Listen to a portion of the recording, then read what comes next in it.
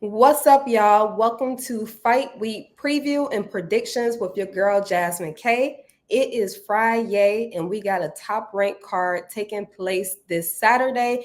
That is Stevenson headlining that thing, followed by O'Shaquie Foster as the co main event, Keyshawn Davis, and Abdullah Mason, the sensational prospect. So today we are going to get into the Fight Week preview, break down the fight just a little bit, talk about the different styles, as well as give some predictions. And I want to know what you guys' predictions are as well. If you want to join the chat to talk predictions, just go ahead and send a request.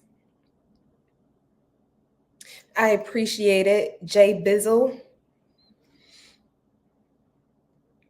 All right, y'all, let's get straight into it. So we have the sensational prospect Abdullah Mason making his return back to the ring. Top Rank is doing a phenomenal job on keeping him active. I am super pleased with what they're doing with him. And yet we have another fight where he's going to face a little bit of a challenge. I think that this is going to be his most challenging fight by far, but that's not to say that this is going to be a easy win or easy fight for his opponent. I think Top Rank, their matchmaking is amazing. Let's take a look real quick. So Abdullah Mason is fighting Luis LeBron.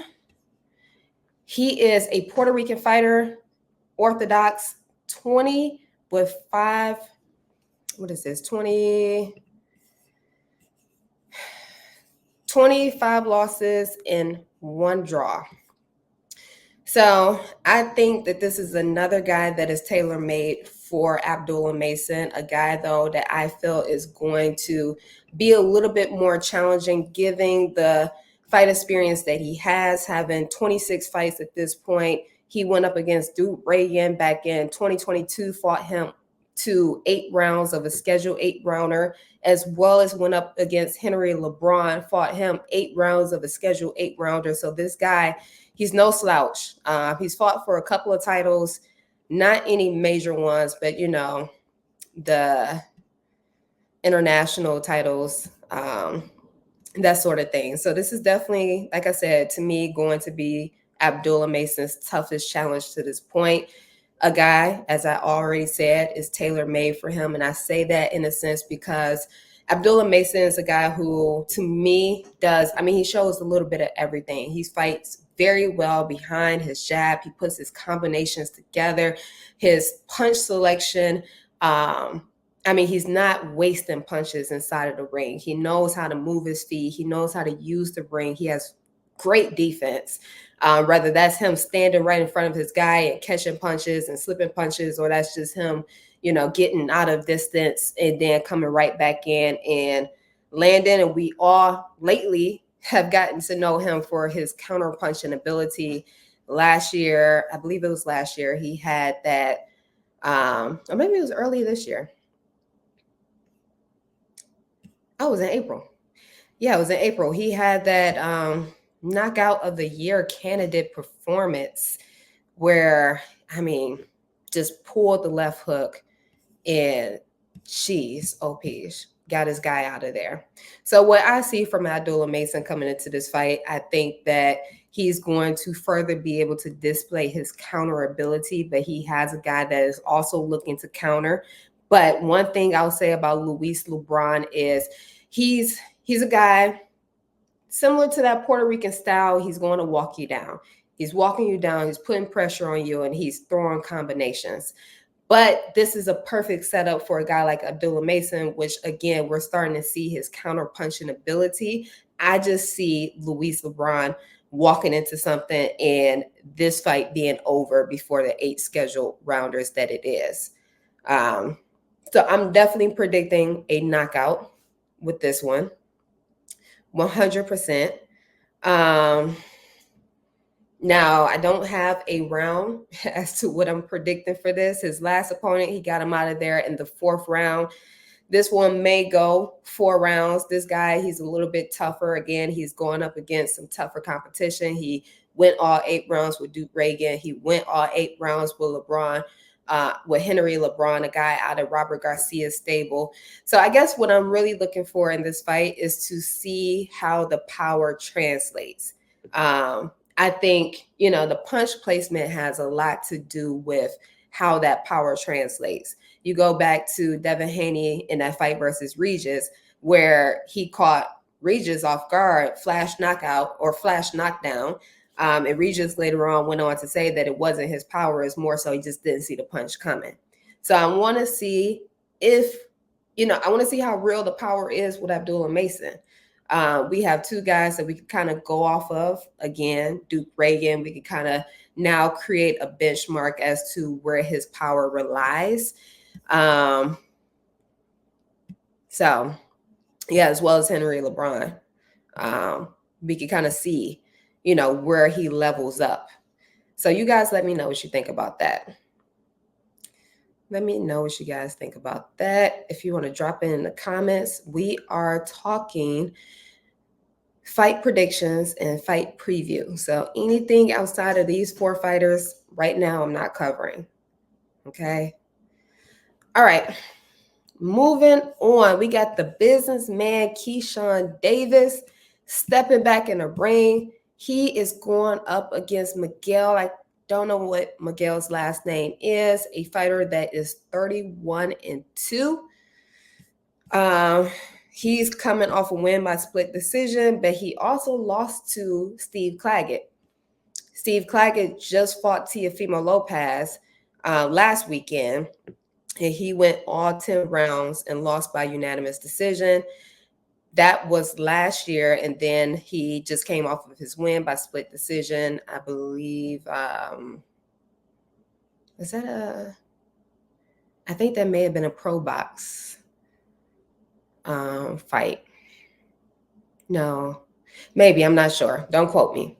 But anyways, another fight that is tailor-made for Keyshawn Davis, a guy who with 33 fights has the experience.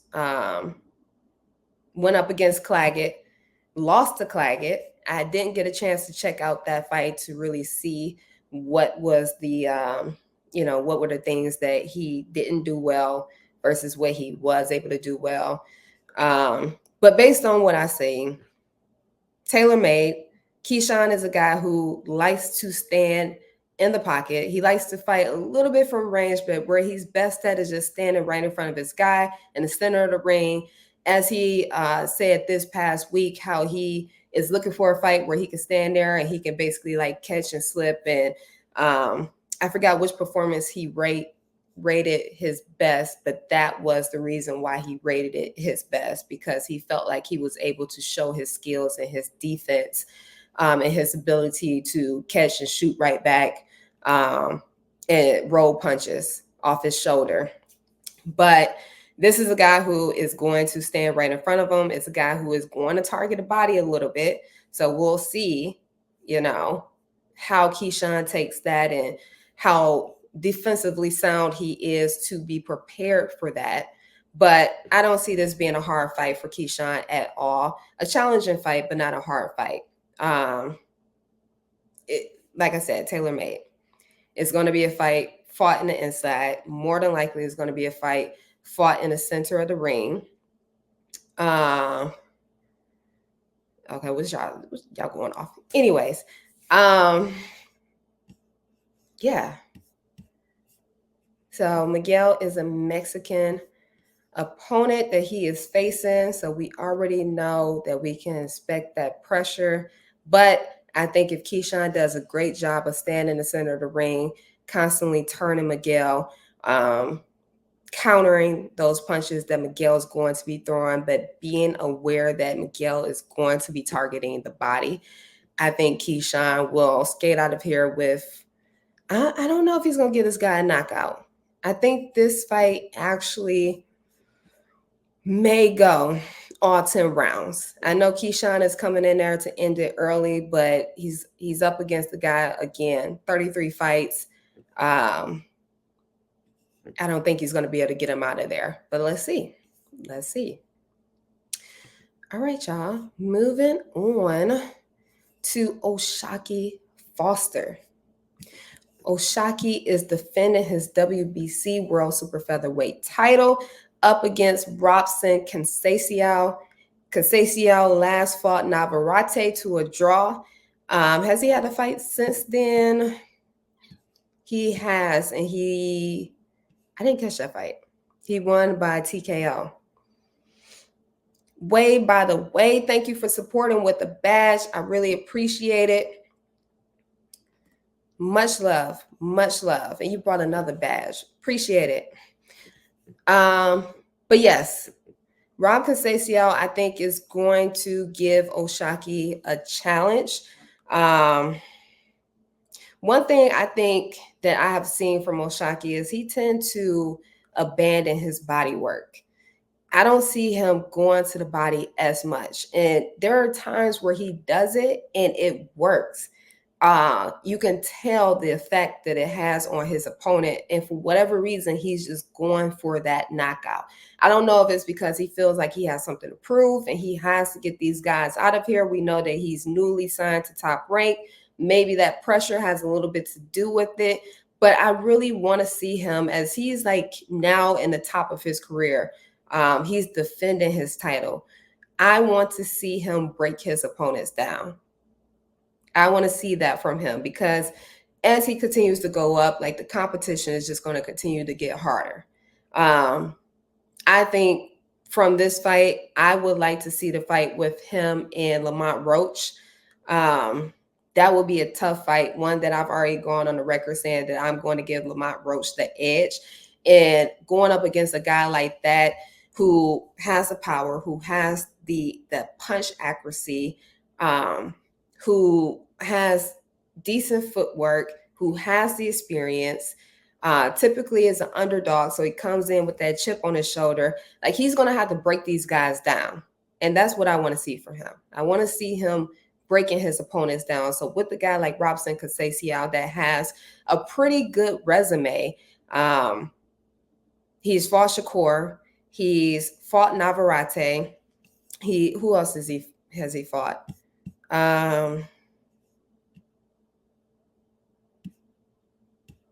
It's a few different guys. He's fought Oscar Valdez. Like, he has some names on his resume, and he's given these guys some great fights. So Oshaki, what I want to see him do is stay off the ropes.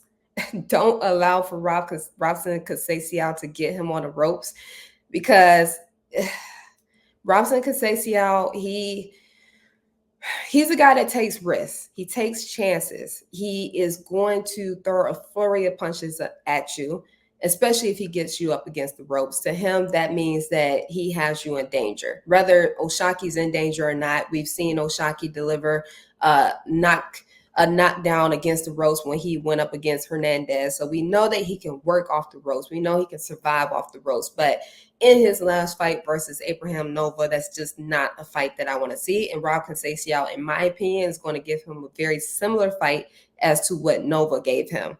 So let's see what he's learned from that performance, and what notice he's going to put these guys in the super featherweight division that are constantly challenging him. All right. Moving on to Killer Core. Shakur Stevenson is making his return back to the ring since he fought De Los Santos to a unanimous decision. A lot of you guys crucified him for running. He's also coming back from an injured hand. So I'm ready for him to have a performance that says, put some respect on my name. Okay, put some respect on my name.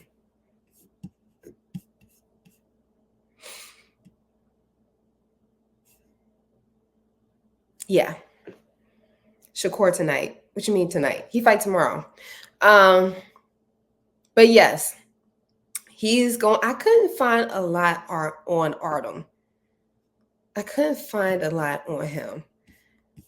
He's only had 13 fights. His last fight was to Frank Martin. I really wanted to see that fight, but I can only get the highlights. And as Shakur has pointed out, that was a performance that he put up against Frank Martin, where it seemed as though he was very fatigued. One thing that Artem said was basically where he's from, he doesn't get a whole lot of work. He doesn't have that opportunity. He's from Germany. He doesn't have an opportunity to get a lot of good sparring work because there's just not many fighters out there. So we'll see. He's been training for a month here in the States. Hopefully he got some good work from Shakur because he's going to need it. To me, Artem is slow. From what I've seen, the conditioning is a problem. He doesn't have a lot of, he doesn't have anything that I can really say that's special about him coming into this fight. To say that he's really going to give Shakur that challenge that Shakur is looking for. I think that this is going to be a good fight for Shakur, trying to rebuild himself and, clear his name from the running allegations. I'm gonna let you join in just a minute, Thrill. As far as, I think Artem is definitely going to give him that fight where he's going to right in front of him, trade shots with him, give him his best punches. But I think Shakur is just, what I'm predicting is we're going to get a similar performance from Shakur that we saw against Valdez. This guy is a little bit more riskier than Valdez, with less skill set than Valdez, and a guy that I think is also one-dimensional in comparison to Valdez. But again, I mean, you can't count him out. He had some great experience sharing the ring with Frank Martin. He went all 12 rounds with Frank Martin being another technician of a fighter. That's also what Shakur is. I think it's going to be a little bit more of a different fight, a little different of a fight from Shakur than what Frank Martin gave him. Shakur has been saying all week that he's going to stand right in front of this guy and he's basically going to trade with him. He's going to work in the inside and he's going for the knockout. Like, he's trying to prove a point to you guys that he is that guy. Shakur is smart, though. Shakur has the IQ, so I'm not worried about him being so consumed with trying to clear his name and trying to have this performance that's going to be a knockout performance. I think that he has the ability to still stick to the game plan. He's not going to get careless inside the ring. But I'm interested to see this part of him. I'm interested to see what he does coming back. My prediction is that this does go all 12 rounds, but I think that Shakur is going to score a knockdown at some point in this fight. Yeah. Guys, thank you for joining. Thank you for everybody that is playing this back. If you appreciate it and love this video and this breakdown, make sure you give it a thumbs up. Support me. Make sure you subscribe if you aren't subscribed already, and share it with somebody else that you know would appreciate this. Hit the notification bell so that you can stay up to date with all of the content that I post, as well as when I go live. I will be back live on Instagram Monday, pre-recording it and then posting it to YouTube for you guys to get caught up if you are busy at 7 p.m. Eastern time. It's been real. I'm looking forward to these cards. As you know, we just went over the Top Rank card, but we also have the Williams Zepeda fight this weekend. So I'll definitely be tuned into that, as he is a potential next opponent for Shakur Stevenson. So without further ado, thank you guys. Drop comments as to who you think is going to have the best performance this Saturday night. And I will see y'all back here again next week. Stay blessed. Stay dangerous.